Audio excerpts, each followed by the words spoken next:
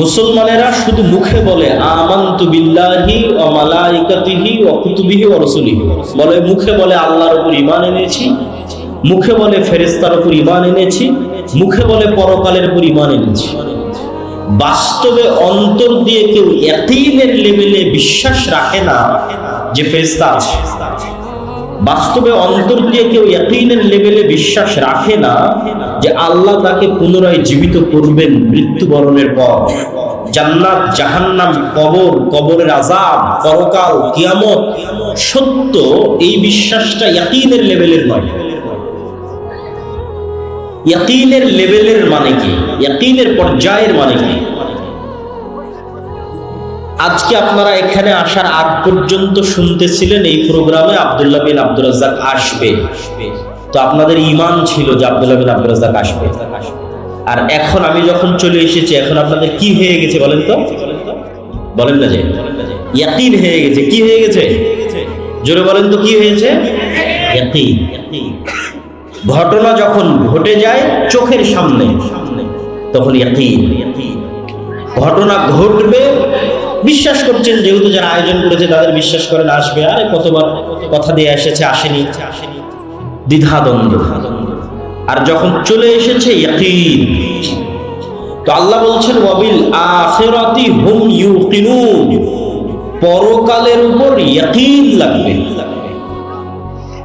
পরকালের উপর ইয়াকিন লাগবে মানে আপনি যেন সচক্ষে জাহান্নাম দেখছেন অথচ দেখেননি।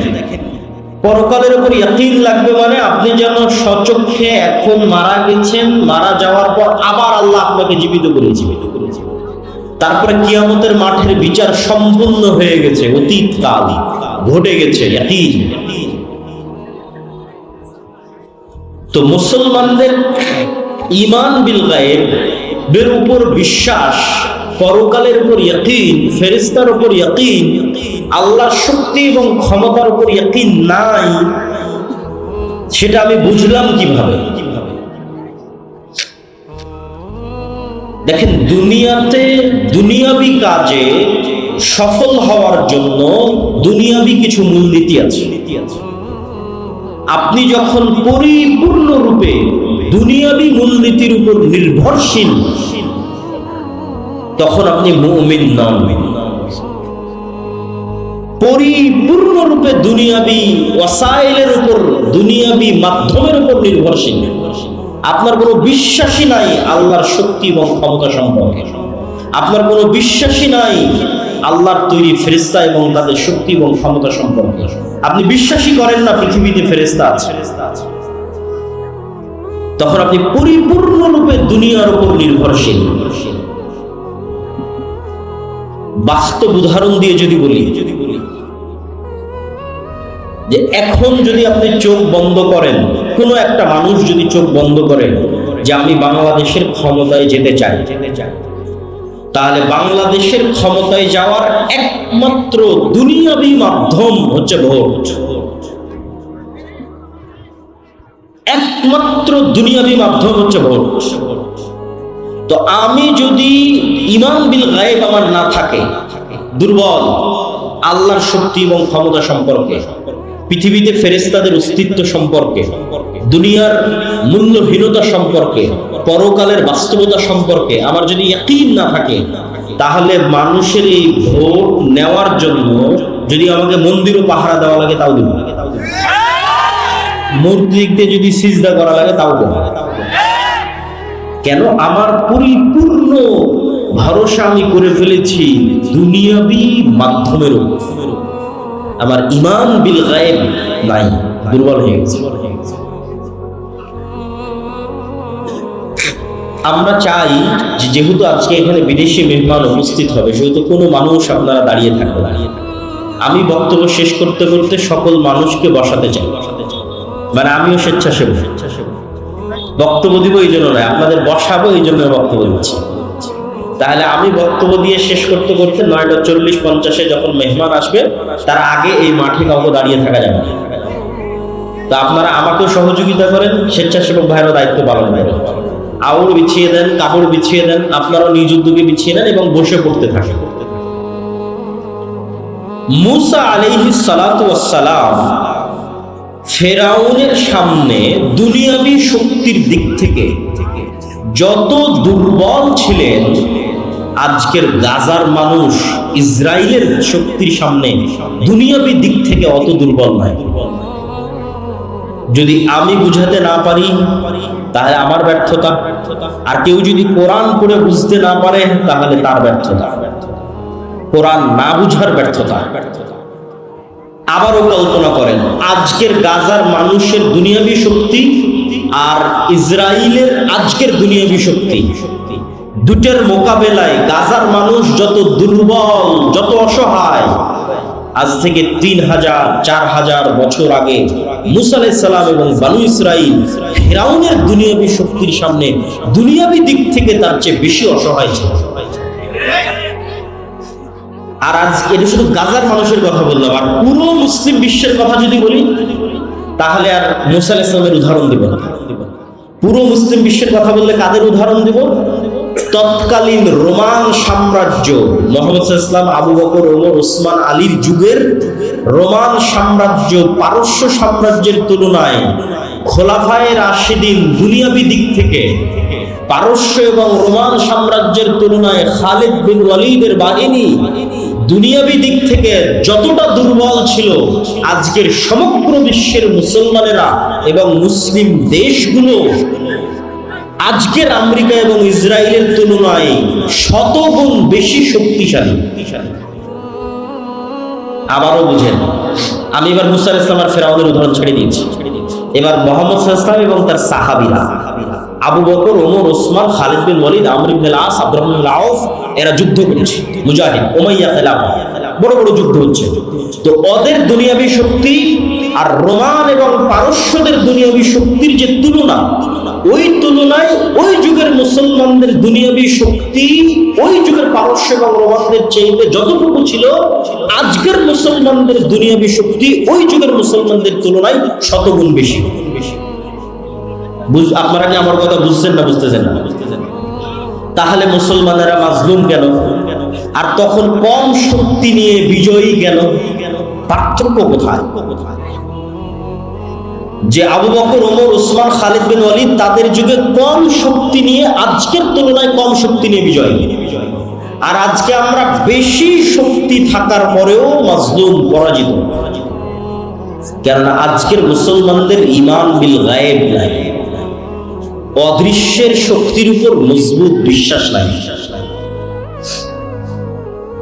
আর যদি বলি খালিদ বিন ওয়ালিদ, আমর ইবনে আল-আস, যারা জেরুজালেম বিজয় করেছিল, তাদের অদৃশ্য শক্তির প্রতি কেমন বিশ্বাস ছিল, তাহলে দুই একটা উদাহরণ দেখেন।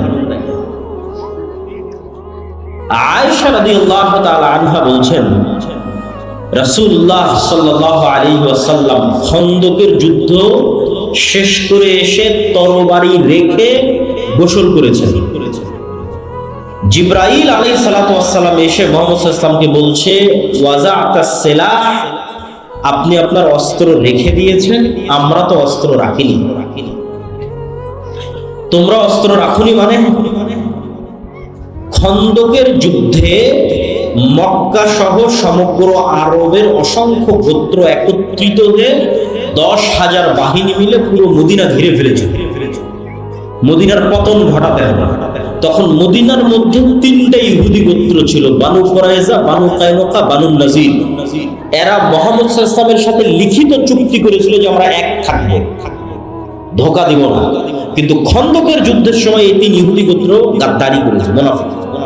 তো জিবরাইল বলছে, যুদ্ধ তো মক্কার মুশরিকদের সাথে শেষ হয়েছে, গাদ্দারদের সাথে তো এখনো শেষ হয়নি।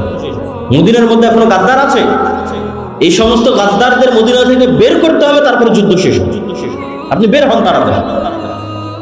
তো মুহাম্মদ সাল্লাল্লাহু আলাইহি ওয়াসাল্লাম সাহাবীদেরকেও বের হওয়ার আদেশ দিলেন। এবার আনাস রাদিয়াল্লাহু তাআলা আনহু বলছেন, আমরা মুহাম্মদ সাল্লাল্লাহু আলাইহি ওয়াসাল্লামের সাথে, মনে করেন সোনাইমুড়ি বাজার, এই সোনাইমুড়ি এলাকা, এখানে আমরা অভিযান পরিচালনা করার জন্য আসতেছি। তো এখানে অভিযান পরিচালনা করতে এসে আগেই আমার গাড়ির আগেই আর 10টা মোটরসাইকেল যাচ্ছে, তো মোটরসাইকেল যাওয়ার ধুলা উঠতেছে। তো আনাস রাদিয়াল্লাহু তাআলা আনহু বলতেছেন, আমরা বানু কুরাইজা, বানু কায়নুকা, বানু নজির গোত্রের দিকে অভিযান পরিচালনা করার জন্য আল্লাহর নবীর সাথে যাচ্ছি। তো আমাদের আগে আগে জিবরাইলের বাহিনীর, ঘোড় সওয়ার বাহিনীর ঘোড়ার পদধূলিতে ধুলা উঠতেছে। আল্লাহু আকবার। তো ওরা স্বচক্ষে ফেরেশতাদের উপস্থিতি দেখেছে, যে জিবরাইল আলাইহিস সালাম তার সেনাবাহিনী নিয়ে মুহাম্মদ সাল্লাল্লাহু আলাইহি ওয়াসাল্লামের আগে আগে ইহুদিদের অলিগলিতে ঢুকতেছেন। তো জিবরাইলের বাহিনী ঘোড়ার পায়ের আঘাতে উড়ন্ত ধুলা তারা দেখতেছে। তো এবার খালিদ বিন ওয়ালিদ যখন পারস্য আর রোমান সাম্রাজ্যের সাথে যুদ্ধ করতে যাবে, তখন খালিদ বিন ওয়ালিদ দুনিয়াবী শক্তির উপর ভরসা করে যুদ্ধ করবে, না আল্লাহর শক্তির উপর ভরসা করে যুদ্ধ করবে? ও তো আল্লাহর শক্তি স্বচক্ষে দেখেছে। ঈমান বিল গায়ব নাই, ঈমান বিল গায়ব মুসলমানদের দুর্বল হয়ে গেছে আজকের যুগে। যদিও এর উল্টাটা হওয়া উচিত ছিল আমার ধারণা অনুযায়ী।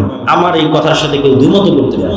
আমার কেন জানি মনে হয় যে আজকের সায়েন্স এন্ড টেকনোলজির মাধ্যমে আল্লাহ গায়েবের পর্দা উন্মোচন করছে।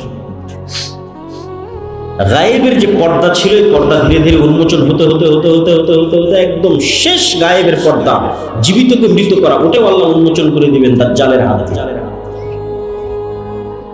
ধরেন এটা তো গায়েব, যে জীবিত ব্যক্তি, মৃত ব্যক্তি জীবিত হয়, আমরা কেউ কোনোদিন চোখে দেখিনি।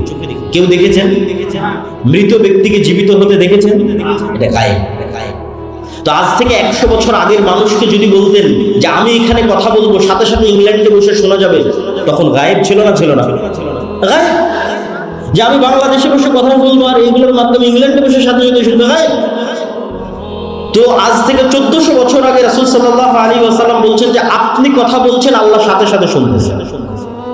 তো মানুষ যদি মানুষের টেকনোলজি ব্যবহার করে আমার কথা সাথে সাথে শুনতে পারে আমেরিকা এবং ইংল্যান্ডে বসে, তো আমার এখনকার কথা মানুষ শুনতেছে, আল্লাহ শুনতেছে না? আমার এখনকার কথা আমেরিকা ইংল্যান্ডে বসা মানুষ সাথে সাথে শুনতেছে, আল্লাহ শুনতেছেন না? তা আমি তো মনে করি সায়েন্স এন্ড টেকনোলজি গায়েবের পর্দা সরিয়ে দিচ্ছে। ঈমান ইয়াকিনের লেভেলে চলে আসার পর্যায়ে আছে, হয়তো আমরা ওইভাবে চিন্তা করতেছি।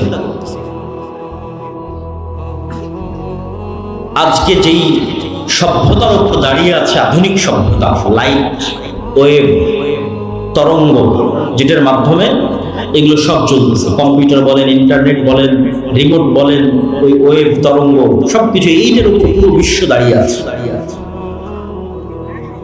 এইটাকেই যদি শুধু আপনি এইভাবে কল্পনা করেন, আমি বলতেছি এটা বাস্তব সত্য, আল্লাহ সুবহানাহু ওয়া তাআলা এটার মুখাপেক্ষী নয়। কিন্তু মানুষই পারবে, যদি আল্লাহ মানুষকে ক্ষমতা দিত, আমি সেটা দেখাচ্ছি। তো মানুষই যদি পারে, তাহলে আল্লাহ কতটা পারেন সেটার বিশ্বাস অর্জনের জন্য। সেটা কি? আপনি এবং আমি যদি আজকে আলোর গতির চাইতে বেশি গতি অর্জন করতে পারি, আগে আমরা ঘোড়ায় যেতাম, এখন গাড়িতে যাচ্ছি, বিমানে যাচ্ছি, রকেটে যাচ্ছি, করতে করতে ধরেন আলোর চাইতে বেশি গতি অর্জন করে নিলাম, যেটা মানুষের দ্বারা সম্ভব নয়। অর্জন করে নিয়ে যদি আমি আলোর গতিতে, আলো 30 বছর চললে যতদূর যাবে আমি ততদূর চলে গেলাম।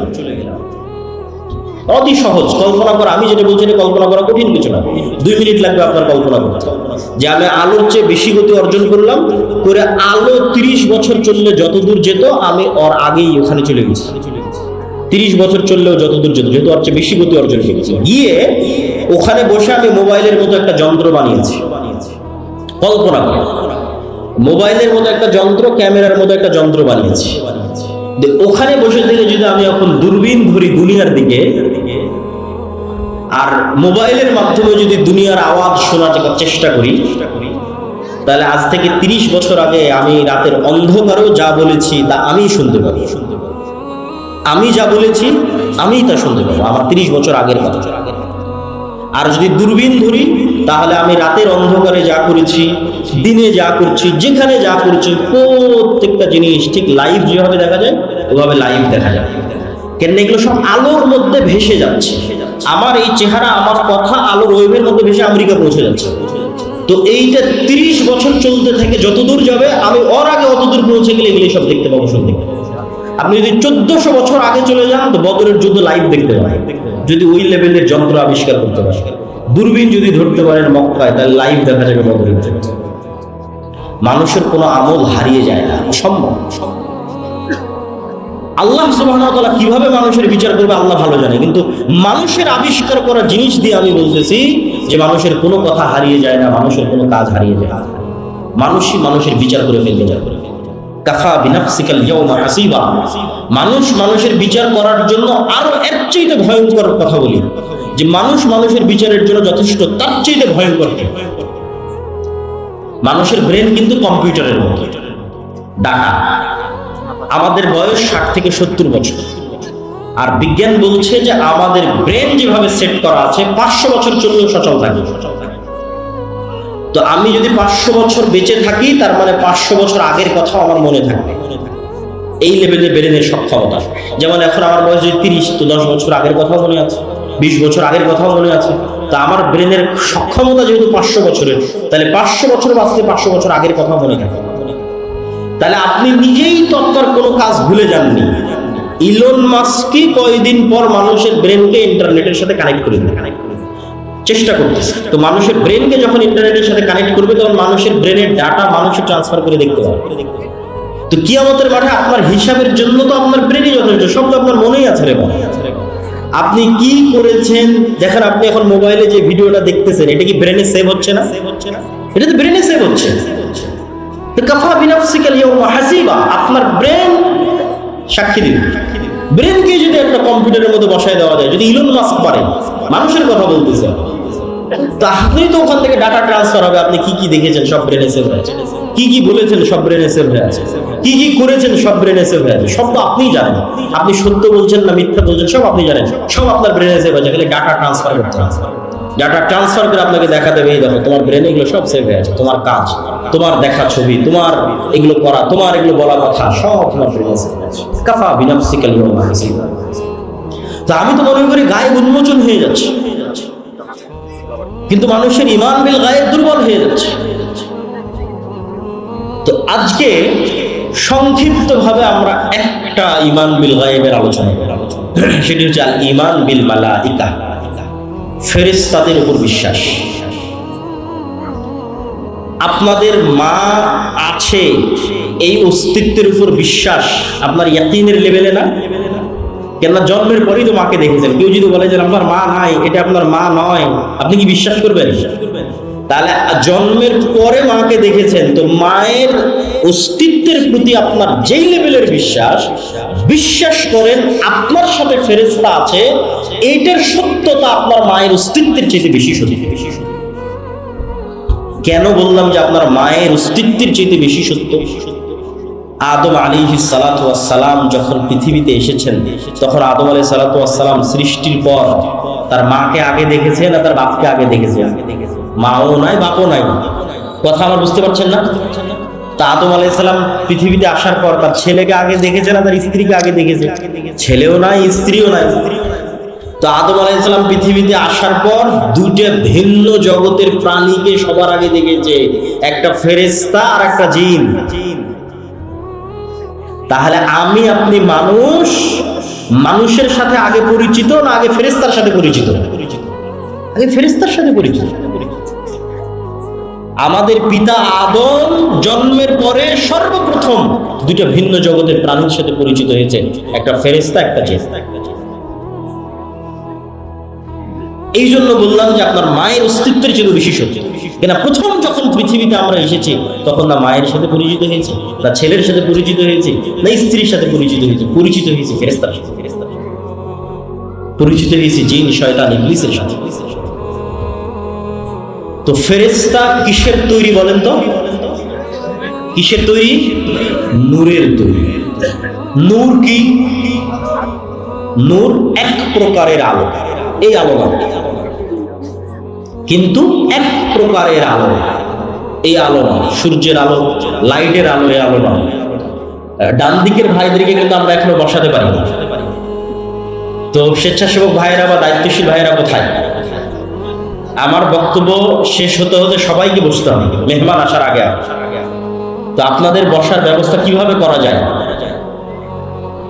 আউর হোক অথবা কাপড় হোক, আপনারা এই যে এই দিকটা এখনো হয়, এদিকটা অনেকক্ষণ থেকে ওনারা দাঁড়িয়ে আছে, বসার ব্যবস্থা পাচ্ছেন না ওনারা। তো আবার একটু বলেন যে ফেরেশতারা কিসের তৈরি? নূরের তৈরি। এখন নূর যে পৃথিবীতে আছে এটারই যদি বিশ্বাস না থাকে তাহলে ফেরেশতার উপর বিশ্বাস থাকবে কি করে? রাসূলুল্লাহ সাল্লাল্লাহু আলাইহি ওয়াসাল্লাম বলছেন, আল্লাহুম্মা জাআল ফি কলবি নূরা, হে আল্লাহ আমার অন্তরে নূর তৈরি করে দেন, ওয়া ফি সামঈ নূরা, আমার কানে নূর তৈরি করে দেন, ওয়া ফি বাসারি নূরা, আমার চোখে নূর তৈরি করে দেন। এখন আপনাকে আমি কি দিয়ে বুঝাবো নূর কি? কিন্তু উদাহরণ দিয়ে যতটুকু বুঝানো যায়, যতটুকু ঈমান বিল গায়বকে ইয়াকিনের পর্যায়ে নেওয়া যায়, সেটাই আজকের বক্তব্যের চেষ্টা। তো আপনি যখন যুবক ছিলেন তখন আপনার চোখের পাওয়ার কম ছিল কি বেশি ছিল বুঝেননি। এখন যখন আস্তে আস্তে আবছা দেখা শুরু করেছেন তখন বুঝতেছেন না আমার চোখের পাওয়ার তো কমতেছে, চশমা লাগাতে হবে। তাহলে চোখে পাওয়ার বলে কিছু আছে যেটা কমে এবং বাড়ে। তো আপনার চোখের পাওয়ারের অস্তিত্বটা যেমন, আপনার চোখে নূর তৈরি হওয়া তেমন। আপনি কানে শোনেন, আস্তে আস্তে কানে শোনা কমে যাচ্ছে, মেশিন লাগাতে হচ্ছে কানে শোনার জন্য। তো কানের শ্রবণের পাওয়ার যেমন, এই লেভেলের সত্য হচ্ছে কানে নূর তৈরি হওয়া। এটা সত্য, এটা অস্তিত্বশীল, এটা বাস্তব। ঠিক কালবে, হৃদয়ে নূর তৈরি হওয়া। যে হৃদয়ে নূর নাই ওটা মৃত হৃদয়, মারা গেছে, আলো নাই, মৃত্যুবরণ করেছে। আর যে হৃদয়ে নূর আছে ওটা জীবিত হৃদয়। তো নূরের অস্তিত্ব আরো বাস্তব করার জন্য রাসূলুল্লাহ সাল্লাল্লাহু আলাইহি ওয়াসাল্লাম বলছেন যে সমগ্র পৃথিবী থেকে আর আল্লাহ থেকে, আল্লাহ এবং পৃথিবী এই দুটোর মধ্যে পর্দা হচ্ছে আল্লাহর চেহারার পর্দা হচ্ছে নূর। লাউ কাশাফাহু, আল্লাহ যদি এই নূর সরিয়ে নিতেন তাহলে আল্লাহর চেহারার তাজাল্লিতে আসমান এবং জমিন জ্বলে পুড়ে ছারখার হয়ে যেত। তাহলে নূর অস্তিত্বশীল, যেটা আল্লাহ এবং সৃষ্টি জীবের মধ্যে আর করে রেখেছে। এবং সমগ্র আসমান এবং জমিনের যত আলো আছে এই সমস্ত আলো একটাও নিজে থেকে অস্তিত্বশীল নয়। এদের সবগুলোর আলো আল্লাহ সুবহানাহু ওয়া তাআলার নূরের প্রভাবে তারা এই আলোগুলো পেয়েছে। আল্লাহ সুবহানাহু ওয়া তাআলার যদি নূর না থাকতো ওগুলো সব নাই, কিছু না। এবং আল্লাহ সুবহানাহু ওয়া তাআলার নূরের মাধ্যমে পৃথিবীর সকল কিছু একটা আরেকটার সাথে কানেক্টেড। আল্লাহ সুবহানাহু ওয়া তাআলা তার ক্ষেত্রে বলছেন নূরুস সামাওয়াতি ওয়াল আরজ, আল্লাহু নূরুস সামাওয়াতি ওয়াল আরজ, আল্লাহ হচ্ছেন আসমান এবং জমিনের নূর। আল্লাহ সুবহানাহু ওয়া তাআলা তার কোরআনকে নূর বলেছেন, তার দ্বীন ইসলামকে নূর বলেছেন। কোরআন থেকে নূর অর্জন করা যায়, কোরআন পড়ার মাধ্যমে হৃদয়ে নূর তৈরি করা যায়। নূর পৃথিবীতে একটা অস্তিত্বশীল জিনিস। আপনি বলবেন তাহলে চোখে দেখি না কেন? ফেরেশতা নূরের তৈরি, ফেরেশতা আছে, ফেরেশতা চোখে দেখি। দুটো উদাহরণ দিব যে চোখে না দেখলেও জিনিস পৃথিবীতে থাকতে পারে, তার প্রমাণ। আমরা আমাদের বাসা বাড়ির আশেপাশে যত প্রাণী দেখি, যত সৃষ্টিজীব দেখি, এগুলো সব নিদর্শন। এগুলো এক একটা নিয়ে গবেষণা করলে আপনি নিদর্শন পেয়ে যাবেন। যেমন আমি চিন্তা করতেছিলাম একদিন যে কবরের জীবন কেমন হতে পারে। রুহের জীবন একরকম ছিল, রুহের জীবন থেকে ট্রান্সফার হয়ে পৃথিবীতে আসলাম, পৃথিবী থেকে ট্রান্সফার হয়ে কবরে যাব, কবরের জীবনটা কেমন হবে। কবর থেকে ট্রান্সফার হয়ে আবার পরকালে যাব, সেটা আর এক রকম। তো খুঁজতে খুঁজতে খুঁজতে খুঁজতে খুঁজতে খুঁজতে আল্লাহ সুবহানাহু ওয়া তাআলার একটা প্রাণী পেলাম, প্রজাপতি। প্রজাপতি প্রথমে শুঁয়োপোকা থাকে, আপনারাও করে দেখতে পারেন, বাস্তবে গ্রামগঞ্জে থাকেন, বাস্তবে পরীক্ষা করে দেখতে পারেন। প্রথমে প্রজাপতি শুঁয়োপোকা থাকে এবং পোকা হিসেবে 1 মাস সে জীবনযাপন করে, বিভিন্ন গাছের পাতা খায়। 1 মাস জীবনযাপন, 1.5 মাস 2 মাস জীবনযাপন করার পর পোকাটা নিজেই মারা যায়। তার চারিপাশে খোলস তৈরি করে মারা যায়। চারিপাশে খোলস তৈরি করে মারা যাওয়ার পর ওই খোলসের মধ্যে বিবর্তন হতে থাকে, হতে আবার 1 মাস পর ওই পুরো খোলসটা পড়ে গিয়ে একটা জ্যান্ত তরতাজা প্রজাপতি হয়ে আকাশে উড়াল দেয়। তো মধ্যের 1 মাস এভাবে মৃত অবস্থায় থাকলো, তার আগের 1 মাস পোকা অবস্থায় থাকলো, আর শেষে প্রজাপতি হয়ে আকাশে উড়াল দিল। তো প্রজাপতির ক্ষেত্রে যদি এটা সত্য হয়, তো মানুষের ক্ষেত্রে হতে পারে না? অস্বাভাবিক কিছু। তো আল্লাহর প্রত্যেকটা সৃষ্টিজীবের মধ্যে নিদর্শন আছে। তো আমি আপনার চেহারা যেভাবে দেখতেছি আর আপনি আমাকে যেভাবে দেখতেছেন, পৃথিবীর অন্য প্রাণীরা আমাদের এভাবে দেখে না। আপনি আমাকে যেভাবে সাদা কালো হিসেবে দেখতেছেন আর আমি আপনাকে যেভাবে সাদা কালো হিসেবে দেখতেছি, পৃথিবীর অন্য প্রাণীরা আমাদেরকে এভাবে দেখে না। তার একটা উদাহরণ দেখেন, জি এই দিকে মনোযোগ দেন। তার একটা উদাহরণ হচ্ছে কুকুর। কুকুরের ঘ্রাণ শক্তি মানুষের ঘ্রাণ শক্তির চাইতে 10,000 গুণ বেশি। 1 গুণ, 2 গুণ, 100 গুণ, 200 গুণ, 1000 গুণ, 10,000 গুণ বেশি ঘ্রাণ শক্তি কুকুরের মানুষের চাইতে। সামনে ওনাকে বসতে বলা।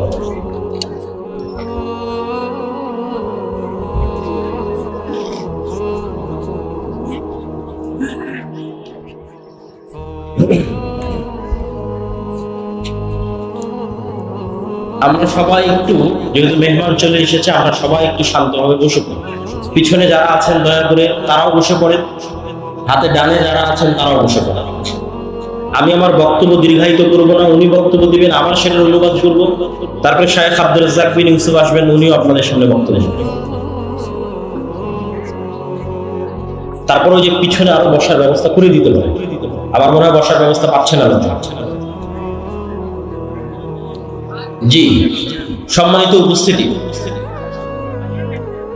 ভাই সমস্যা নাই, ওরা বসে যাবে। ভাই ক্যামেরাম্যান যারা আছেন আপনারা বারবার না উঠে একবারই সেট আপ করে বসে পড়বেন, আপনারা লোকজনকে ডিস্টার্ব দিন না। সম্মানিত উপস্থিতি, তো আপনার কুকুরকে আপনি মনে করছেন যে কুকুর আপনাকে দেখে ঘেউ ঘেউ করছে, তোমরা আপনার চেহারা দেখে চিনে? জি না, আমি আপনার চেহারা দেখে চিনি যে আপনি মোটা পাতলা, এতটুকু লম্বা, আপনার মুখে দাঁড়িয়ে আছে, আপনি সাদা, আপনি কালো, এটা আমি চিনি। কেন? ওই পর্যন্ত আল্লাহ আমাকে দেখার শক্তি দিয়েছে। কুকুর ওইটা দেখে চিনে না, কেন? ওইভাবে ও দেখেই না, ওইভাবে দেখার ক্ষমতাই আল্লাহ তাকে দেয় না। সে আপনাকে চিনে ঘ্রাণ দিয়ে, ঘ্রাণ দিয়ে চিনে। তো পৃথিবীতে এমনও লেভেলের ঘ্রাণ আছে, 10,000 গুণ সূক্ষ্ম লেভেলের ঘ্রাণ আছে। যেমন এই মাইকটাতে যদি 1000 বার টানি, কোনো ঘ্রাণই আমার নাকে আসবে। তাহলে আমি যদি বলি এই মাইকের কোনো ঘ্রাণ নাই, মিথ্যা কথা, যে মাইকের কোনো ঘ্রাণ নাই। আমার জামা যদি আমার নাকে 1000 বার টানে কোনো ঘ্রাণ না আসে, আমি যদি বলি জামার কোনো ঘ্রাণ নাই, মিথ্যা কথা। এই জামাটা কুকুরের নাকে দেন, এই জামার ঘ্রাণ আছে, ও নিতে পারবে, আমি নিতে পারতেছি। তো পৃথিবীতে 10,000 লেভেলের সূক্ষ্ম গুণের ঘ্রাণ আছে, বাস্তবে অস্তিত্বশীল। মানুষ বুঝতে পারে না যার ঘ্রাণ আছে কেন। শুধু কি মানুষ বুঝতে পারে না, মানুষের তৈরি করা কোনো মেশিনও বুঝতে পারে না যার ঘ্রাণ আছে। মানে মানুষ কুকুরের লেভেলের ঘ্রাণ নিতে পারবে, এই লেভেলের কোনো মেশিন আবিষ্কার করতে পারে। তাই এখন মানুষ যদি বলে যে না এটার কোনো ঘ্রাণ নাই, কেন? মানুষ নিতে পারতেছে না, মানুষের যন্ত্র নিতে পারতেছে না, তো আল্লাহর সৃষ্টিজীব তো আছে, নিতে পারতেছে। এরকম আওয়াজের ক্ষেত্রে কি রে, কবরের আওয়াজ তো শুনতে পাই না। কবরের আওয়াজ শুনতে পাচ্ছেন না মানে কবরের আওয়াজ হচ্ছে না, কবরের আযাবের আওয়াজ হচ্ছে না। যেই লেভেলের সূক্ষ্ম আওয়াজ কবরের আযাবের আওয়াজ, ওটা শোনার সক্ষমতা পৃথিবীর কোনো মানুষের না থাকলেও, পৃথিবীর তৈরি করা কোনো যন্ত্রের না থাকলেও আল্লাহর সৃষ্টিজীবের আছে। আল্লাহর সৃষ্টিজীব শুনতে পায়, প্রভাব দেখতে পাবেন, শুনতে পাবেন। হাতির আওয়াজ শ্রবণের ক্ষমতা মানুষের চেয়ে কয়েক হাজার গুণ সূক্ষ্ম। ভূমিকম্প হওয়ার আগেই হাতি শুনতে পায় যে হ্যাঁ নিচে কম্পন শুরু হয়েছে, আওয়াজ শুনতে পায়। হাতি শুনতে পাবেন না সে আওয়াজ, তো শুনতে পাচ্ছেন না মানে নাই। আপনি যখন রিমোট অন করেন ওর মধ্যে থেকে আলো বের হয়ে এসিতে গিয়ে লাগে, তা আপনি তো চোখে দেখেন না যে কোথেকে আলো বের হলো, কোথায় গিয়ে লাগে। এসি তো ঠিকই বন্ধ হয়ে গেছে, এসি তো ঠিকই অন হয়ে গেছে। হ্যাঁ, ওই আলো বিজ্ঞান ধরতে পারতেছে, কিন্তু আপনি চোখে দেখতে পাচ্ছেন। ওই একই কথা রাসূল সাল্লাল্লাহু আলাইহি ওয়াসাল্লাম বলতেছে যে জিন এবং শয়তানের আলো অন কাইন্ড অফ লাইট, এমন এক প্রকারের আলো যেটা তোমরা দেখো না কিন্তু কুকুর ঠিকই দেখে। ও যখন আজান হয় দেখে, তখন চিৎকার করে, ও দেখতে পায়।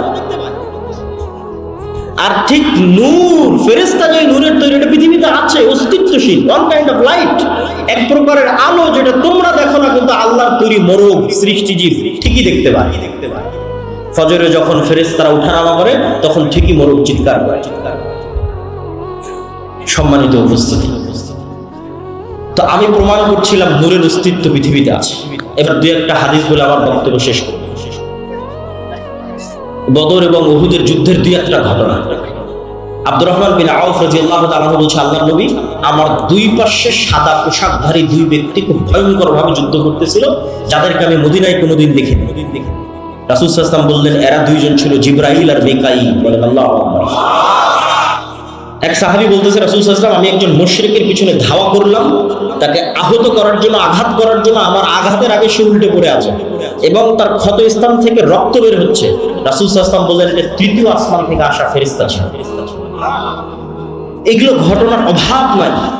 উহুদের যুদ্ধে হানজালা রাদিয়াল্লাহু তাআলা আনহু মারা গেছে, সাহাবীরা বলছে তাকে গোসল দিতে হবে। আল্লাহর নবী বলছে তাকে ফেরেশতারা অলরেডি গোসল দিয়ে দিয়েছে। মুআজ রাদিয়াল্লাহু তাআলা আনহু, সাদ বিন মুআজ, তার জানাজা ৭০,০০০ ফেরেশতা অংশগ্রহণ করেছে। রাসূল সাল্লাল্লাহু আলাইহি ওয়াসাল্লাম বলেছেন।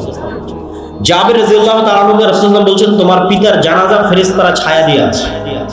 এরকম একদিন মজলিসে, আমি শুধু সংক্ষেপে বলে যাচ্ছি, এরকম একদিন মজলিস বসে আছে, একজন ব্যক্তি আসলো, কেউ তাকে চেনে না, অথচ মদিনা এখনো কত ছোট শহর, তখন মাত্র ৭০০-১০০০ মানুষের শহর, সবাই সবাইকে চেনে। আর বিমানের সফর নয়, কত দূরের সফর। বলছে ইসলাম কি, ইমান কি, ইহসান কি, সব উত্তর দিয়ে যখন ফেরত চলে গেল, আল্লাহ নবী বলল, জানো কি এসেছিল? জিবরাইল এসেছিল। আজকে আমার ঘরে জিবরাইল আসেনি কেন? ঘরে ছবি আছে, ছবি সরাও, জিবরাইল আসে। জিবরাইল আমাকে বারবার মেসওয়াক করতে বলছে কেন? মুখে গন্ধ আছে। বলছে তোমরা পেঁয়াজ রসুন খেয়ে মসজিদে আসিও না কেন? ফেরেশতাদের কষ্ট হয়। কতটা কানেক্টিং ফেরেশতাদের অস্তিত্ব সাহাবীদের জীবনের সাথে, রাসূল সাল্লাল্লাহু আলাইহি ওয়াসাল্লামের জীবনের সাথে কতটা কানেক্টেড। আর আপনি এবার বুকে হাত দিয়ে জিজ্ঞেস করেন, আপনি বিশ্বাসই করেন না ফেরেশতা আছে? এমনি মুখে বলেছেন আল্লাহর উপর ঈমান আছে, ফেরেশতার উপর ঈমান আছে। এবার খালিদ বিন ওয়ালিদের ঈমানের লেভেল দেখেন, ওমর বিন খাত্তাবের ঈমানের লেভেল দেখেন। ওরা তো স্বচক্ষে দেখছে যে যুদ্ধের মাঠে ফেরেশতা যুদ্ধ করতেছে, বদর, উহুদ, খন্দক, হুনাইন যুদ্ধ করতেছে, ফেরেশতার যুদ্ধের ধুলা উঠতেছে, ফেরেশতারা আসতে রাসূলের সাথে কথা বলতেছে। কত ঘটনা নেবেন আপনি ফেরেশতা সাল্লাল্লাহু জীবনে, অসংখ্য, অগণিত। সম্মানিত উপস্থিতি, ফেরেশতা এবং শয়তানের অস্তিত্ব পরস্পর বিপরীত।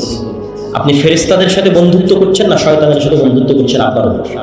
আর আপনি যদি বলেন যে আমার ঈমান এত দুর্বল, তারপরও যদি কোনো উপায় থাকে ফেরেশতাদের অস্তিত্ব বুঝার, তা একটা উপায় আপনাকে দিয়ে যায়, আজকেই পরীক্ষা করতে পারেন যে এই পৃথিবীতে আল্লাহর ফেরেশতা আছে, এখানেও ফেরেশতারা বসে আছে।